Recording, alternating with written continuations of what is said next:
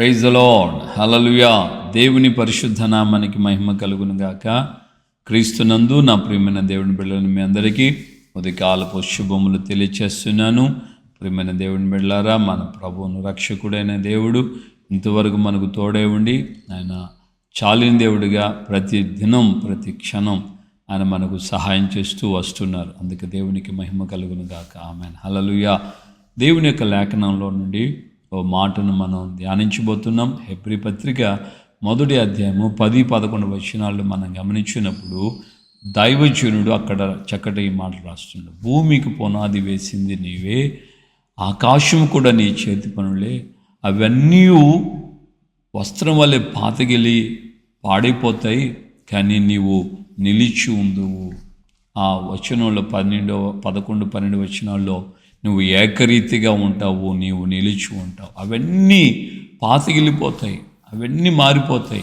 భూమి అయినా పోతుంది, ఆకాశం అయినా పోతుంది, అవన్నీ మార్చబడిపోతాయి, కానీ నీవు నిలిచి ఉంటావు. హల్లెలూయా. దేవుడు మాత్రం ఎల్లప్పుడూ మనకు నిలిచి ఉంటాడు. ఇక్కడ మనం గమనించాలి, ఆకాశము భూమి అని మనం గమనిస్తున్నాం కదా. అంటే భూమి అంటే భూమిలో ఉన్న సమస్తం, ఆకాశం అంటే ఆకాశంలో ఉన్నటువంటి సమస్తం ఒకవేళ మారిపోవచ్చు. సూర్య చంద్ర నక్షత్రాలు ఈ రోజున మనం గమనిస్తే చాలామంది ఈ రోజున సూర్యునికి నమస్కరించే వాళ్ళు ఉన్నారు, చంద్రుడిని ఆరాధించే వాళ్ళు ఉన్నారు, నక్షత్రాలు నవగ్రహాలని శనిగ్రహాలని ఆగ్రహాలని గ్రహాలకి పూజలు చేసే వాళ్ళు ఉన్నారు, గ్రహాలకి గుళ్ళు కట్టి దాని చుట్టూ తిరిగే వాళ్ళు ఉన్నారు, గ్రహాల మీద ఆధారపడి ఉండేవాళ్ళు ఉన్నారు.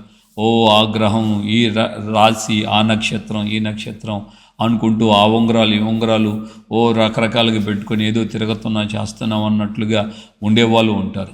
అవన్నీ ఒక రోజున మొత్తం చుట్టబడి పాతగిలి వెళ్ళిపోతాయి, పాడైపోతాయి, కొట్టివేయబడిపోతాయి.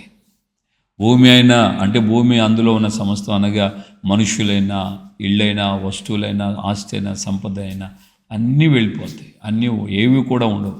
ఒక్కొక్కసారి ఒంటరిగా నీ వ్యక్తిగత జీవితంలో నువ్వు ఒంటరిగా ఉన్నటువంటి ఆ పరిస్థితులు ఎదురవుతాయి. ఎవరూ లేని, అందరూ ఉన్నా ఎవరూ లేని అనాథగా ఎవరూ లేని దిక్కులేని వ్యక్తిగా ఉండేటువంటి పరిస్థితులు నీకు ఒకవేళ ఎదురవుతాయి. కానీ వాక్యం చెప్తుంది, దేవుడు నిలిచి ఉన్నాడు, నువ్వు ఏకరీతిగా ఉన్నావు, నువ్వు నిలిచి ఉండవు. దేవునికి స్తోత్రం, హల్లెలూయా. పితృడైనటువంటి యెహోషువ కూడా అలాంటి శూన్యపు అనుభవంలో ఉన్నాడు.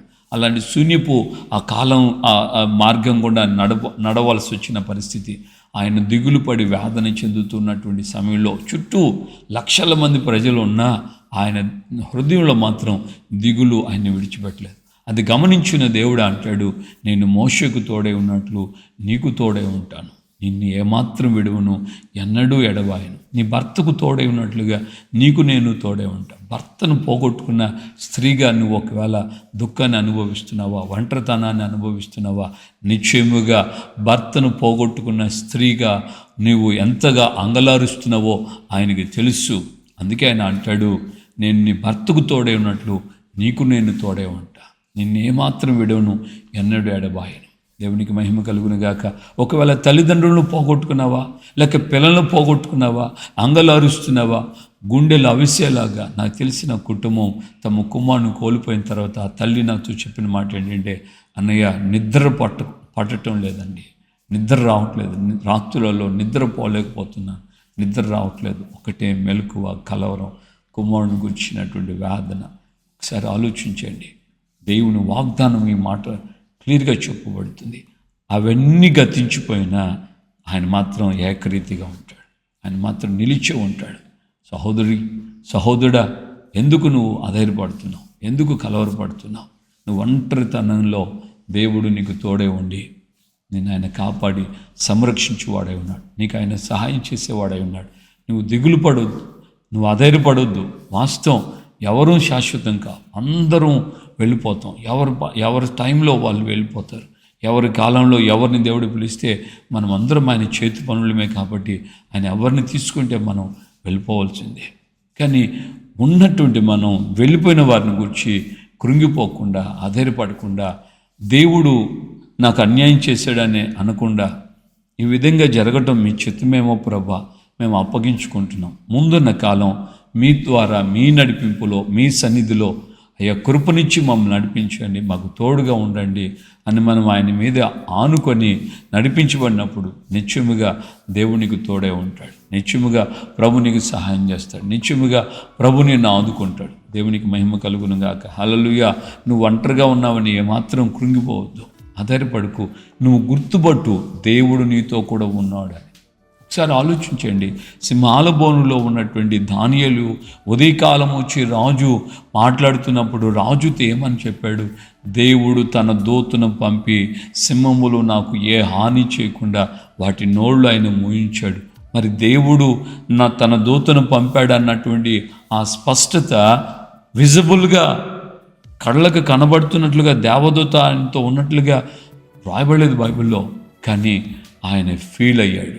ఆయన ఆ విధంగా దేవుని ప్రసన్నతను, దేవుని యొక్క సహాయాన్ని గుర్తుపట్టాడు. దేవునికి మహిమ కలుగును గాక.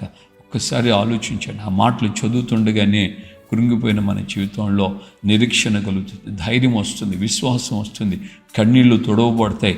నాకు దేవుడు తోడుగా ఉన్నాడన్న విశ్వాసం నీ కుటుంబంలో, నీ హృదయంలో, నీ వ్యక్తిగత జీవితంలో అత్యధికంగా పెంపొందుతుంది. దేవునికి మహిమ కలుగును గాక. ఆమేన్. హల్లెలూయా.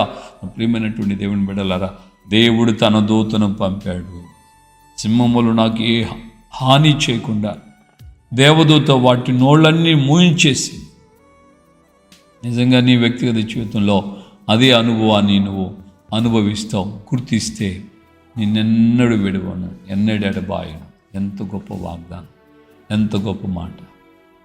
హల్లెలూయా. మరి నీ జీవితంలో నిన్ను విడువను, ఎడబాయనని ఆయన చేసిన వాగ్దానాన్ని నమ్మి, నా ఒంటరితనంలో, నేను వేదనలో ఉన్నాను, నేను కృంగిపోయి ఉన్నాను, నాకు ఓదార్పు లేదు, నేను దుఃఖంలో ఉన్నాను, నా వేదన, ఈ బాధ, దుఃఖం నేను అనుభవించాను. నా తండ్రి ప్రభునందు నిద్రించినటువంటి సెప్టెంబర్ 23వ తేదీ 2010 సంవత్సరం 3 నెలల పాటు, సెప్టెంబర్, అక్టోబర్, నవంబర్, డిసెంబర్, ఈ 3 నెలలు ఎంతో వేదన అనుభవించాను. అన్నీ ఉన్నాయి, అందరూ ఉన్నారు, సంఘం ఉంది, సంఘ బిడ్డలు వస్తున్నారు, పోతున్నారు. కానీ నా గుండెల్లో శూన్యత, నా గుండెల్లో అదో విధమైనటువంటి ఆవేదన. దేవునికి అప్పగించుకున్నాను. ప్రభువా, నా గుండెల్లో నుండి ఈ బాధ తీసివేయండి. తండ్రి లేకపోయినా నువ్వు పరమ తండ్రిగా ఉన్నావు, నువ్వే మాకు ఆధారం అని దేవునికి ప్రార్థన చేశాను. అప్పుడు దేవుడు నా హృదయంలో నుండి వాటిని తొలగించాడు, ఆ బాధను తీసివేశాడు. ఈ మధ్యకాలంలో ప్రభు తన కృప చేత ఈ పాట ప్రారంభించాను, ఇంకా పూర్తి కాలేదు, అది రాస్తున్నాను. ఆ పాటలో ఇలాంటి బాధ, ఇలాంటి పరిస్థితులు గుండా నేను వెళుతున్న అనుభవాలు. ఆధారం నీవే నా ఒంటరి వేళలో, ఆధారం నీవే నా శూన్యములో, ఆధారం నీవే నా ఒంటరి వేళలో, ఆధారం నీవే నా శూన్యములో. కనుపాపలా కాచెను నీ కృపయే, కన్నతండ్రి నా ప్రభునే ఆరాధింతును.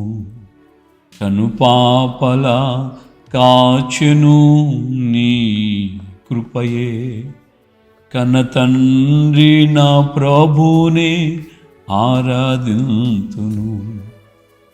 ఆధారం నీవే నా ఒంటరి వేళలో, ఆధారం నీవే నా శూన్యములో, ఆధారం నీవే నా ఒంటరి వేళలో, ఆధారం నీవే నా శూన్యములో. కనుపాపలా కాచెను నీ కృపయే, కన్నతండ్రి నా ప్రభునే ఆరాధింతును. కనుపాపలా కాచెను నీ కృపయే, కన్నతండ్రి నా ప్రభునే ఆరాధింతును. హల్లెలూయా. ఇది నా గుండెల్లో నేను ఆ ఒంటరితనం, ఆ వేదన, పరిస్థితుల గుండా వెళుతున్న మార్గాలు, నాకు దేవుని యొక్క ఆత్మ ఈ విధమైనటువంటి ఆలోచన ఇచ్చింది. నాకు ఒంటరిగా, శూన్యం, ఒంటరితనం, ఆధారం నువ్వే, ఎవరు లేరయ్యా. కంటి పాపలను నన్ను కాపాడా. నువ్వే నా కన్నతండ్రి, కన్నతండ్రి ప్రభువే, నిన్నే నేను ఆరాధిస్తాను. ఆయన్ని ఆరాధించే ఆ ధన్యత, ఆయన స్తుతించి ఒంటరితనంలో, బాధలో, కృంగిపోయిన పరిస్థితిలో నిరీక్షణతో, విశ్వాసంతో నీవే నాకు ఆధారం అని దేవుని మీద ఆనుకొని నడిపించబడే పరిస్థితుల్లో మనం ఉండాలని దేవుని యొక్క ఆత్మ ఈ దిశలో దేవుడు నాకు ఆలోచనించి నడిపిస్తూ వస్తున్నాడు. నువ్వు ఏకరీతిగా ఉంటావు, నువ్వు నిలిచి ఉంటావు. ఎస్, దేవుడు నాతో కూడా ఉన్నాడు. నేను ఆయన సన్నిధిలో, ఆయన తోడు నేను నడిపించబడుతున్నాను అంటూ మన జీవితాల్లో మనం ముందుకు కొనసాగించబడాలి. మిత్రుడైనటువంటి మోషే దేవుణ్ణి అదే అన్నాడు, నీ సన్నిధి మాకు తోడుగా రాకపోతే, నీవే మాకు తోడుగా లేకపోతే మమ్మల్ని ఇక్కడి నుండి తీసుకొని వెళ్ళొద్దయ్యా. ఆయన ఆ ప్రజలందరితో ఆయన నడిపింపు ఎలా ఉంది? ఆయన లీడర్గా ఉన్నాడు, నాయకుడిగా ఉన్నాడు, ప్రజలందరూ నడిపించాలి. ఇప్పుడు ఆయనే దేవుణ్ణి అడుగుతున్నాడు, నీవే మాకు లేకపోతే, నీవే మాకు రాకపోతే మేము ఇక్కడి నుంచి వెళ్ళలేం, మమ్మల్ని తీసుకెళ్ళొద్దు. వారు అందరూ ఏ పరిస్థితుల్లో ఎక్కడికి వెళ్ళారంటే, ఆయన తర్వాత అంటాడు, ఒక కీర్తన రాసి ద్వితీయోపదేశకాండంలో, భీకర ధ్వని గల అరణ్యంలో, ఎడారిలో భీకర ధ్వని కలిగినటువంటి పాడైపోయినటువంటి ఎడారి అని రాయబడి, ఆ ఎడారిలో దేవుడు కనుగొని ఆదరించి ఆవరించి నడిపించాడు. దేవుని బిడ్డలారా, నీ జీవితం ఈ రోజున ఎడారిగా ఉందా? భీకర ధ్వని కలిగినటువంటి అరణ్యంలాగా ఉందా? పాడైపోయినటువంటి ఎడారి అరణ్యం, భయంకరమైనటువంటి శబ్దాలతో నీ జీవితం, నీ హృదయం వేదనలతో నింపబడిందా? దేవుడు నిన్ను కనుగొంటున్నాడు, నిన్ను ఆవరిస్తున్నాడు, నీకు తోడై నిలుస్తున్నాడు, నిన్ను గమ్యాన్ని చేరుస్తాడు. అధైర్యపడకు. ప్రభువు యొక్క సన్నిధి, కాపుదల నీకు తోడుగా ఉన్నదని ప్రతిరోజు గుర్తెరుగు. నాతో కూడా ఉన్నావు, నాతో కూడా ఉన్నావు, నాతో కూడా ఉన్నావు చెప్పు. ప్రక్కన ప్రభు ఉన్నాడని ఆయనకి చెప్పు. కళ్ళు తెరిచే చెప్పు, ప్రభువా నువ్వు నాతో కూడా ఉన్నావు, నువ్వు నా తోడు వస్తున్నావు, నా కుటుంబానికి తోడుగా ఉన్నావు, నా పిల్లలకు తోడుగా ఉన్నావు. నేను లేకపోయినా నా భార్యకు తోడుగా ఉంటావు, నేను లేకపోయినా నా భర్తకు తోడుగా ఉంటావు, నేను లేకపోయినా నా పిల్లలకు తోడుగా ఉంటావు. నువ్వు నాకు తోడుగా ఉన్నావు అని దేవుని సన్నిధిలో ధైర్యం తెచ్చుకో. అధైర్యపడుకో, కృంగిపోవద్దు. దేవుని యొక్క సన్నిధిని గుర్తుపట్టు. మనమందరము ఈ భూమి మీద యాత్రికులం, పరదేశులమే. మనం ఎప్పుడు ఈ లోకాన్ని విడిచిపెట్టాలో మనకు తెలియదు. కానీ నిరీక్షణ, విశ్వాసం ఏంటంటే, నేను ఈ లోకాన్ని విడిచిపెడితే నేను ప్రభుతో ఉండడానికి వెళ్తా, నన్ను ప్రభు తీసుకెళ్తాడు, నేను ప్రభు మార్గాల్లో ఉన్నాను, పరిశుద్ధ జీవితాన్ని నాకు ఆయన అనుగ్రహించాడు, నేను నడిపిస్తున్నాను, ఒక చక్కటి సహవాసంలో నేను ఉన్నాను అన్న నిరీక్షణ, ధైర్యంతో మనం ముందుకు కొనసాగించబడాలి. ప్రార్థన చేసుకుందామా?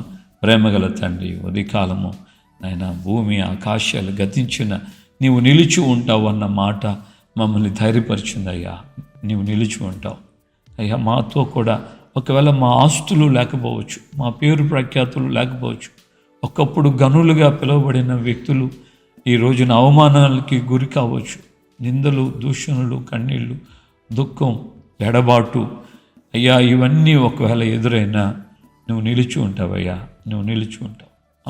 సమస్తాన్ని పోగొట్టుకున్నా నువ్వు నిలిచి ఉంటావు. ఒకప్పుడు రాజుగా, ఏకచక్రాధిపతిగా రాజ్యాన్ని పరిపాలించినటువంటి దావీదు కూడా ఒక రోజున అయ్యా సమస్తాన్ని పోగొట్టుకొని అంతఃపురాన్ని, రాజ్యాన్ని విడిచిపెట్టి కాలిబాటన చెప్పులు కూడా లేక నెత్తిన దుమ్ము పోసుకుంటూ ఆయన ఒంటరిగా వెళ్ళిపోతున్నాడు అరణ్యంలోకి. అయ్యా తనను వెంబడిస్తున్న ప్రజలను తీసుకొని అయ్యా వెళ్ళిపోయాడు. ఒంటరిగా అరణ్యంలో నివసించాడు, అరణ్యవాసిగా ఉన్నాడు. అయ్యా, అలాంటి మార్గాలు, అలాంటి జీవితాల్లో ఈ రోజున ఒకవేళ ఎవరైనా వెళ్తున్నారేమో, ఒంటరితనం, దుఃఖాలు, వేదనలు, కృంగుబాటు, ఒకవేళ ఆస్తులు పోగొట్టుకున్నారేమో, ఉన్నటువంటి సంపద తరిగిపోయిందేమో, లేక ఉన్న బంధువులు చేయి విడిచిపెట్టారేమో, లేక నాయన ఏ పరిస్థితులు వాళ్ళని శూన్యంలోకి నెట్టాయో తెలియదు, కానీ మీరైతే నిలిచి ఉంటారయ్యా. మీరైతే మిమ్మల్ని నమ్మిన వారిని ఎరిగిన దేవుడు కదా, చేయి విడిచిపెట్టే దేవుడు కాదు కదా.